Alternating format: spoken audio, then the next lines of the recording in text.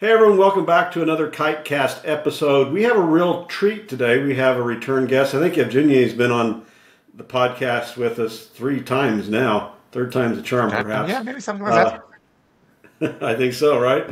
He is the founder of his own cyber media consulting services company, where he leverages his extensive industry expertise to guide clients through the complexities of cybersecurity. He has 4 kids. I don't know how many times to do anything else with 4 kids at Virginia.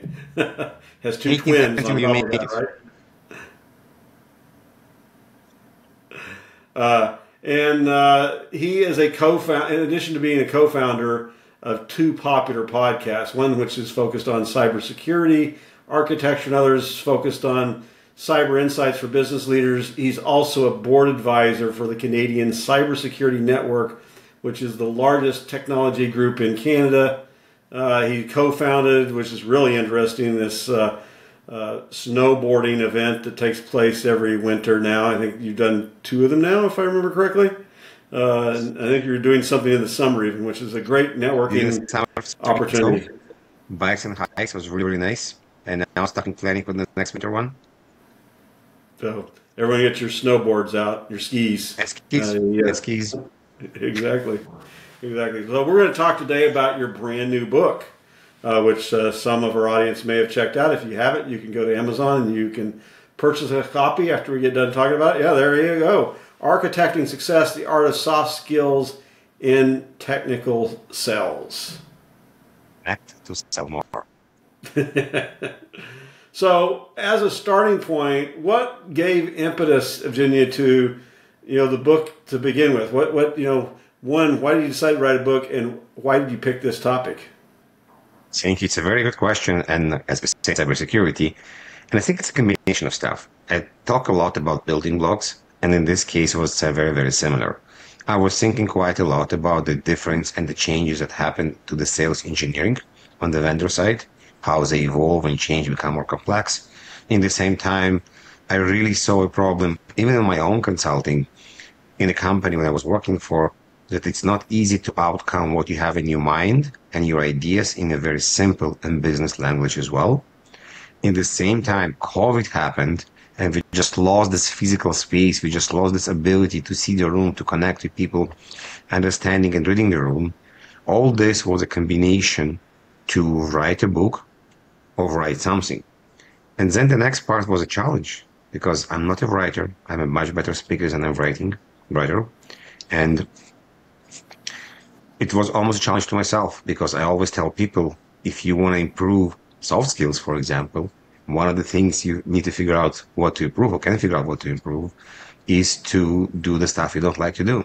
So I don't like to write a lot, and I decided it's going to be a very good way to summarize and to reflect on my ideas.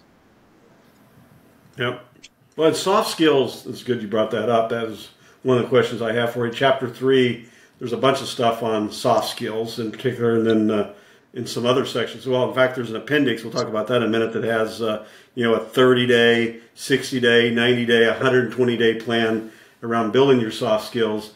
But I have this quote from Chapter 3. Soft skills like communication, trust building, and adaptability are essential in sales, allowing cybersecurity professionals to translate technical knowledge into solutions that resonate with clients.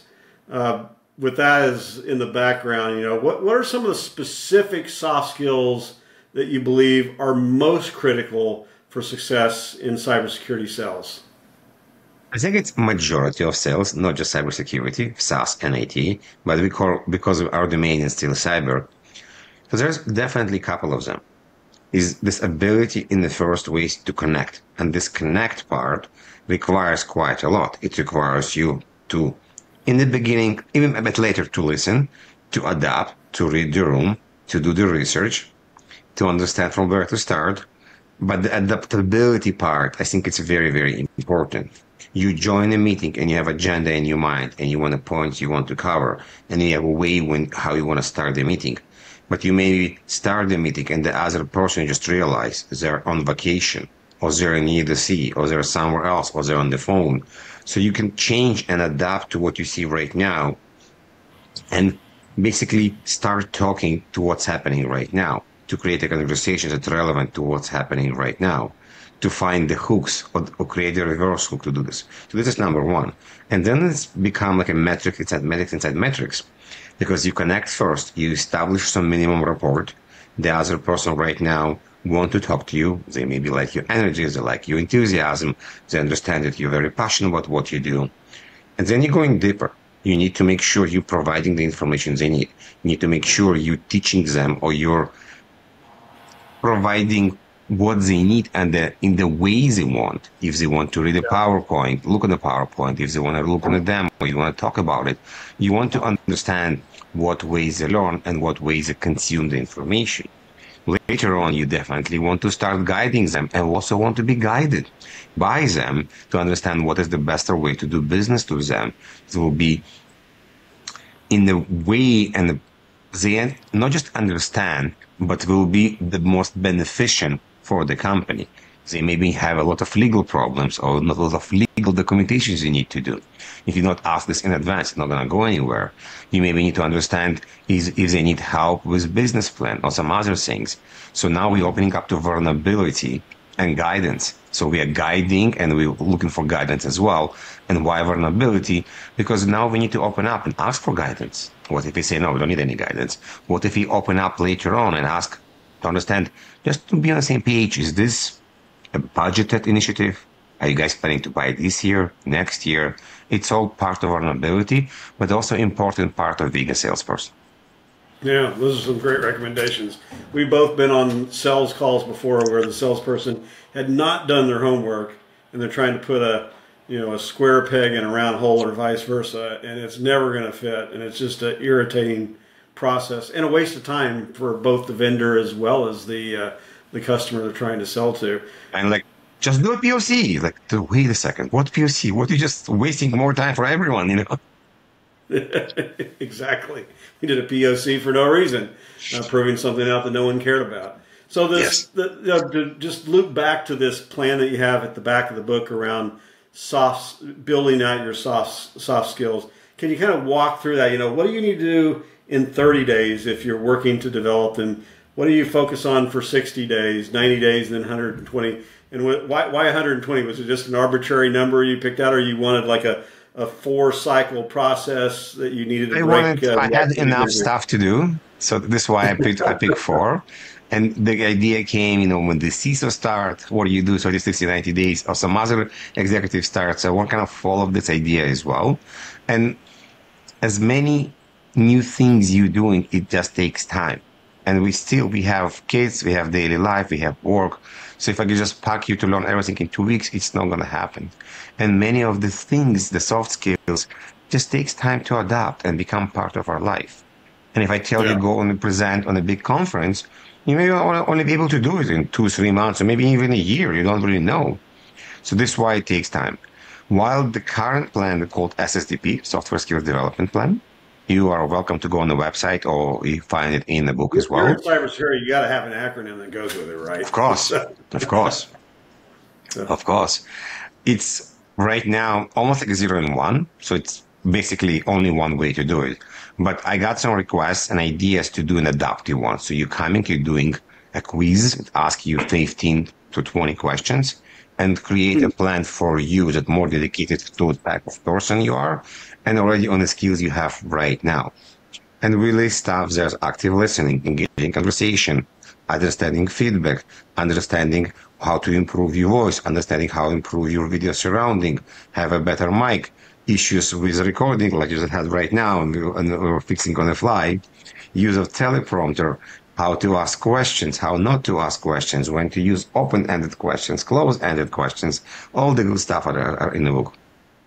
Yeah, those are some good insights that every sales professional in cybersecurity or just business, the B2B space will benefit from, to your point. We've both been in technology for a long time now, and you have the dynamic between whatever company it's where I've been, the sales or the account manager and the sales or the system engineer. You have a chapter on that in the book that's quite interesting. Can you talk a bit about that dynamic and how someone in sales can exploit their SE to ensure that they're successful? How do I you don't think it's use that exploiting as a this. resource? See, I think it's. I like more the idea of ping pong and asking the questions. In many Yeah. cases, the salesperson is the bad guy. He's the guy that wants to sell us everything, and the engineer is the more the trusted advisor, and they're very, very direct and just basically asking the questions on what they need, So there's a way for the sales engineer to engage in the conversation that will help the salesperson to understand and qualify the deals. It's like, oh, Mr. Customer, we'd like to understand. We want to make sure our PS team is ready. If there's a PS team or there's a deployment team, is this something you want to do next month, Q2, Q1? Or we are a feature have coming that I know you asked. There's going to be an update to this. So there's a way to play with technology to understand what's happening and vice versa. There is just different ways to do stuff very elegant, in a very, very elegant way, not to take away from the other profession. We don't want the sales engineer to provide quotes and give numbers. We don't want the salesperson now to start asking, answer questions about APIs and integration with log management systems. Yep. Yep. Very, very true. It needs to happen behind the scenes or in a collaborative manner during those interactions with the client as you ferret out, the requirements, deal with their objections, and so forth. On the topic of client objections, you have some discussion in the book on that topic. In Chapter 7, you have a quote here: managing objections requires an active listening and empathy. It's just not about selling a product, but helping the customer find the best solution for their needs. Part of the sales process is you're going to have objections. You're going to run up against the wall. They're not going to have money. You're too costly. You're lacking functionality. You're lacking integration. You've heard it all before. How do what are the recommendations you have in the book in how someone should deal with those? It's a human skills and human communication to understand what's real and what, excuse my French, fluff. Because many customers also reading many books, we have a very, very educated customers. And in some cases, they will try to downplay the solution because they want to have a better discount or because they want to basically get something from you that they didn't expect. And it's totally fine. I'm not saying the customers have to agree for everything, but you also need to understand what's happening. If it's a real problem or it's a kind of inflated problem because they want something, I think asking the customers, what is the objective of this? Are we trying to understand how to buy it better? Or we're just trying to understand what if happened if you're trying to do that? And many customers will tell you what's happening. The same as like a car dealership. You're going to a car dealership. If I lower it by $2,000, would you buy it today? Just stuff like that. I'm not saying you have to do that, but you want to understand what's the intent. And definitely don't run. Again, I'm not a sales professional. I'm not teaching you how to sell. I'm teaching you how to connect. So let's be very, very kind of on the same level here. And we are talking here about the human connection. If you created a human connection, the person on the other side will probably not to be, let's call it an asshole, excuse my French, and just trying to cut everything you did for them. If you didn't create the connection, then yes, maybe they're not going to feel bad to do whatever they want to do for you because of what they want to do. If you believe in your solution, if you believe that what you're doing is right, if you believe that your solution is the best things after sliced bread, then just stay your ground. Tell what you think and what you need. And if there is a way to help the customer, then it's always a negotiation. Oh, Mr. Customer, I understand you want a discount. If we give you 2 years, 3 years, we're happy to extend the discount, then you win, we win, everybody's happy. Again, there's a lot of sales tactic on this part that I think there's many, many more people that can teach better than me. But what I'm discussing is the communication part. By you creating this connection, but you moving from a transaction to communication to relationship, you moving to a different level because you eventually going to leave to a different company. The customer eventually going to leave to a different company probably. You probably going to meet them again. They may become your reference customer and many, many other things. Yeah, yeah, those are some good points. Now, earlier, when we first started talking, you talked a bit about how the dynamics changed with COVID. A lot more sales activity, even post-COVID, is now done virtually.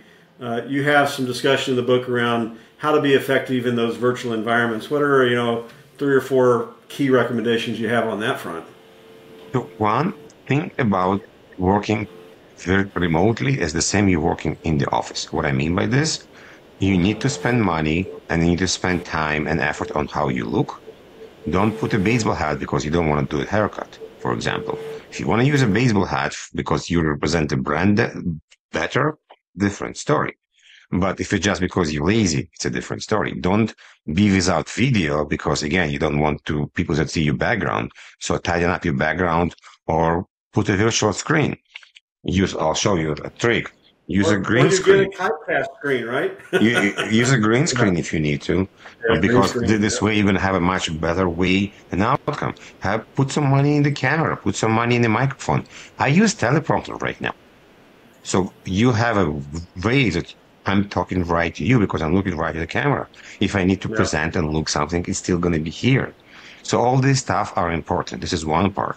So think about the office at home with what you can do. Sometimes we have other problems, issues, multiple people, kids, but there is still, if you spend some time and money to figure out, you will figure out what's the best way to attack this. Second part, even in the office, but mainly right now from home, because we're less meeting customers face to face, we use our voice much more. It means we are talking much more. And every other muscle, if we're not training it well, if you're not spending time, we may not sound so good as we can sound. People can go and work on the pulled back or broken tooth, but not many people will record themselves or go to a voice professional to actually help them to become a better speaker, a better communicator. Yeah, that's quite true. Another point you brought up already, maybe we can dive in a little more detail around it, was preparation for client meetings. So you go into those meetings having a very clear understanding of what the requirements are, what their objections might look like, what's going to resonate, what isn't. Are you going to waste their time? Do they have no interest in your product to begin with? Or are you pitching it from the wrong direction? How do you do all that research ahead of time so that those meetings are as effective as possible? Several things. If you're working with the VAR, the first things you want to do is talk to the VAR. Ask them. I was very, very unhappy, or even honestly pissed when I was working in the Horjury group, and we will have a call with the customer, and I'll tell the vendor, let's have a pre-call. I'll tell you what I know. I'll prep you for the meeting, and I tell you what not to ask. And the vendor, hey, don't worry about that. We'll jump on a call, and the vendor start asking the same questions that you could ask me that didn't ask, from the variety of reason. Why? We're spending valuable time. We're wasting their time. They're unhappy because they know there's a VAR. So there is a way for you to talk to the VAR, to the MSSP, to the consulting people that potentially work with this customer. In many cases, unfortunately, people are lazy to go to their own CRM because maybe somebody worked with this customer before and you're not brand new and there's notes in the CRM. And if you call the customer's like, but we already spoke with you 6 months ago, but I'm a new rep. It's like, so? You don't know how to log into CRM to check? One of the things was driving me nuts all the time is people will even say, hi, I'm from company XYZ. You just visited our website. You just came to our conference. We will be happy to work with you. Lady, gentlemen, we've been partners for the last 15 years. I know more about the products that you know. Do you really couldn't check what my company does and maybe who I am? And this is a simple thing that irritates people quite a lot. But let's assume you're mature, you understand, you're doing all these things. You can go on LinkedIn. You can check on LinkedIn what this particular person does. And it doesn't mean that every engineer, architect, manager, director, VP, SVP, CISO will be on LinkedIn. It's also an indication about what they do. If they're very active on LinkedIn, they probably have a lot of opinions. In many cases, you understand what you're dealing. If they don't active on LinkedIn, it's also an opinion because you now understand you have somebody that much more close will be more reserved. But you can look on the links. You can look on the comments. You can look on what they're posting. The simple thing is which university you went to, where you worked before. Do you speak any other languages. Maybe you speak the same language as you as a second language. There are small different things as a hooks that you can do to able to connect this human connection. And I don't think it's false. I don't think it's bad. Like, let's think about that. When we used to go, people are still going for a date. Don't you try to impress the other person? Don't you try to understand if he or she likes movies or particular shows or wine? Yes. Is this bad? No, this means we care. Yeah. Yeah. Very true.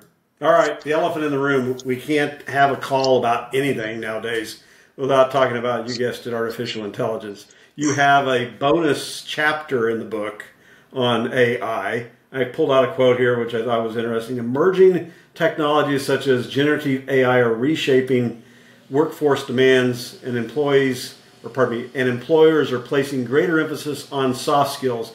These skills enable professionals to respond to changes in technology and client needs. So when you're selling, you need to use AI, and you need to probably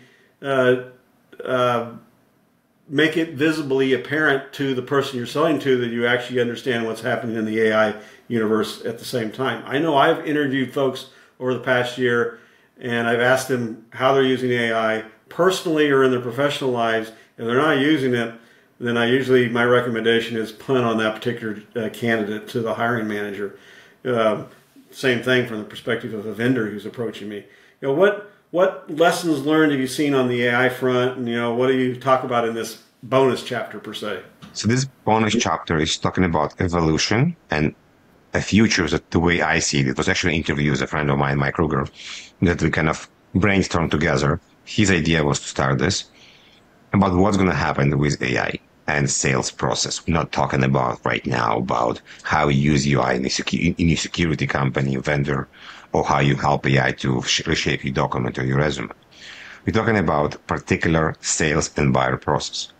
And we're already seeing some of these phases. So one is, can you use AI to do research? As easy as it is, I can go to ChatGPT, put Kite, and understand what Kite works do. Tell me about this company, tell me about what they do, any problems, successes, competitors. Very, very easy. But this is just like a drop in a bucket. We're going to have a purchasing bots or researching bots that will be much more detailed and oriented to understand what you do. And slowly, these bots may be going to go and ask for more information from the vendor, to the point that the vendors will reshape and change their website to provide APIs for the bots to get this information as well. And these bots will eventually be able to create use cases, enrich use cases. Even right now, I'm working on a document and I need to think about testing for XYZ. I'll write all my tasks and then I'll go to ChatGPT and say, here's the task for this technology. Am I missing anything? 9 times out of 10, I'm going to miss a case or an idea. Oh, I didn't think about that. It's a good idea. So we're going to have this more and more until to the point we're probably going to have AI bots actually doing some of the testing as well. Why cannot have a virtual machine where there's a bot and he can launch scripts and launch libraries to check against my success criteria? I hope you have one when you're doing a POC to do that. This is some of the evolution things I think will happen. It's going to be a bit scary if you're going to get to the point when AI bots going to buy from AI bots. But it's majority going to be on the transactional stuff. We're not going to see it for a very long time for more complicated deals. I need 5 licenses of that, 5 licenses of here. I need to expand my database and stuff like that. AI is a fundamental underpinning of doing research, I think, for most everybody nowadays, or should be. If it isn't, it should be. But, getting, maybe it's like step 3 or 4 in the process, and most organizations aren't there.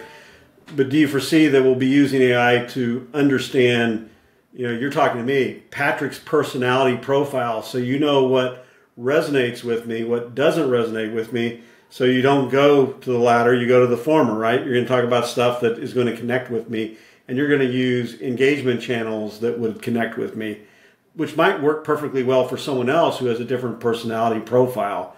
in a past life, I did some experimentation with this, and we developed some technology too early to market at the time. Do you think that's going to become increasingly prevalent? Yeah, we're gonna have some people trying to duplicate themselves and trying to kind of doing stuff. They're like, okay, I need a clone that can do X, Y, Z. Or maybe partially. We already have chatbots. So can I have a Patrick chatbot that will kind of respond as Patrick, and then you're gonna correct it? Yes, if it scares me, yes, it does scares me. If it's intrigue me, yes, it does intrigue me as well. I think it's become prevalent. I think my business partner and I were 10 years too early to market with that solution. Here's one more topic I pulled out. I forgot what chapter it's covered in, but burnout. Burnout for salespeople is a real thing. I'm thank goodness not in sales because it would wear me out hearing no, 10 times, 30 times a day. How do you deal with burnout if you're in sales to ensure that doesn't become something that's disillusioning and affects your productivity or your effectiveness at the end of the day?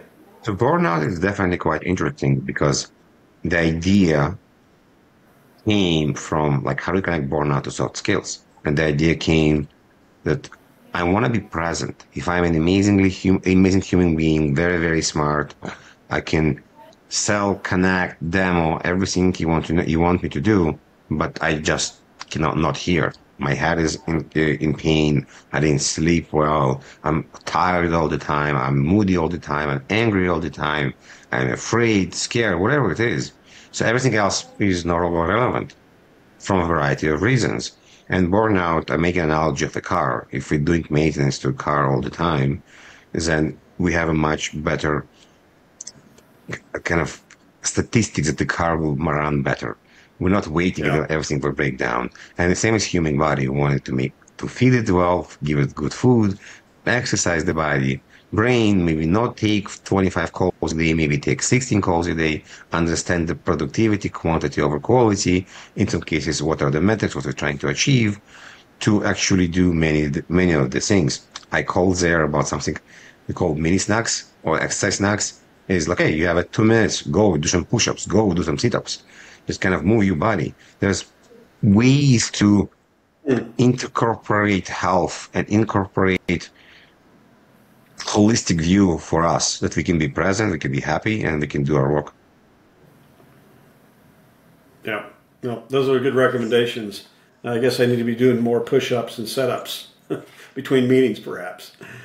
The book talks a bit about what we should be thinking about as we look ahead into the future in terms of trends, preferences, learning styles.